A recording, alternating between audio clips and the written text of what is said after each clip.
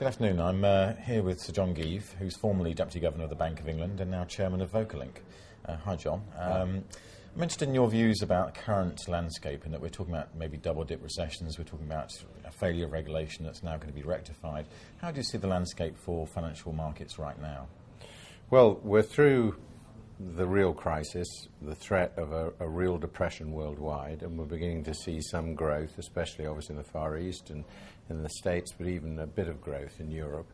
So I think the most likely thing is that we'll now see a gradual recovery, but it's not going to be quick in my view, because banks, households and governments all need to put their balance sheets in order, and that's going to restrain demand.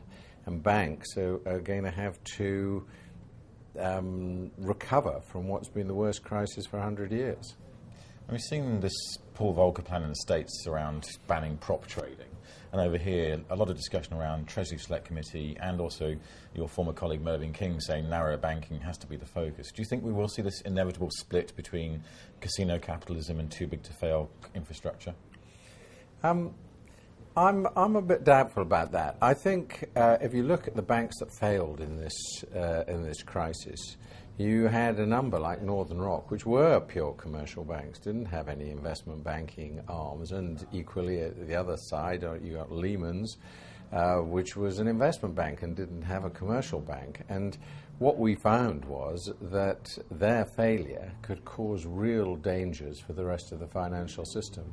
So I don't think that by restructuring you can narrow your focus of regulation down to a few narrow banks and let the casino operate as it will. I think the lesson of the last few years is you've got to get a grip of what's going on in the casino as well. So you have this contagion effect where the whole markets are interlinked, and the regulators always regulate with hindsight, obviously. Is there a way that the regulators can be one step ahead of the ball this time and do something that will really change the game? Well, I think it's always difficult for regulators to be ahead of the markets, and clearly one of the problems this time around was that the markets, the investors, the bankers, the regulators all failed to see how dangerous the new credit markets had become and what new channels of contagion they'd created. But I think the lesson regulators have to draw is more capital, less leverage, more conservative approaches to banking, and that's exactly what I think they're going to do over the next few years.